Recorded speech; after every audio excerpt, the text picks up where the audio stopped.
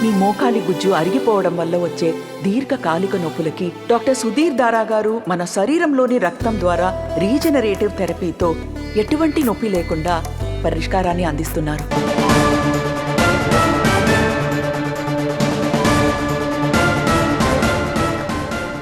ఏపీలో కాంగ్రెస్ పుంజుకుంటోందంటున్నారు ఉండవల్లి అరుణ్ కుమార్. తెలంగాణ ఎన్నికల ప్రభావం ఏపీలో కూడా కనిపిస్తోంది అని అంటున్నారు.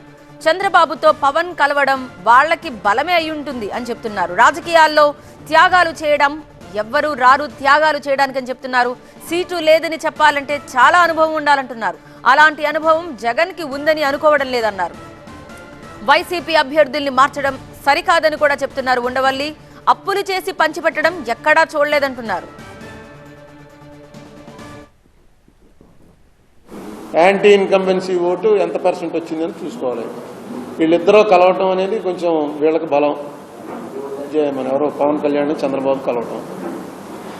సో ఎలక్షన్ అనేటప్పటికి ఇప్పుడు ఇది ఇక్కడ ఈసారి జరుగుతున్న ప్రయోగం భారతదేశంలో ఎప్పుడు ఎక్కడా జరగాల.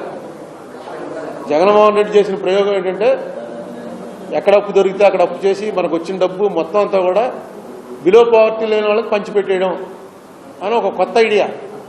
అసలు ఈ పంచిపెట్టాలు ఇవ్వడాలు ఇందిరాగాంధీ స్టార్ట్ చేసింది. అందులో ఏమి ఇచ్చారు? ఓన్లీ భూములు ఇవ్వడం ఇవి చేశారు, డబ్బులు ఇవ్వడం చేయలే. ఎన్టీ రామారావు గారు వచ్చి బియ్యం ఇవ్వడం చేశారు. అలా అలా ఒకళ్ళు కాంగ్రెస్ వాళ్ళు వచ్చి మాఫీ అంతా రుణమాఫీ అన్నారు.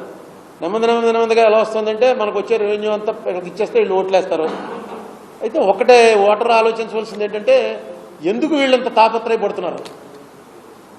మీరు చూడండి, ఏ రైతు కూడా కొడుకుకి వ్యవసాయం చేయమని నాకు చెప్పట్లే.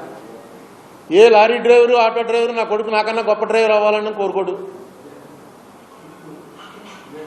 ఎందుకు డాక్టర్ గారు కొడుకు డాక్టర్ అవడానికి ఇష్టపడతాడు, పొలిటీషియన్ కొడుకు పొలిటీషియన్ అవడానికి ఇష్టపడతాడు. ఎందుకంటే వీటిలో ఆదాయం ఎక్కువ ఉంది.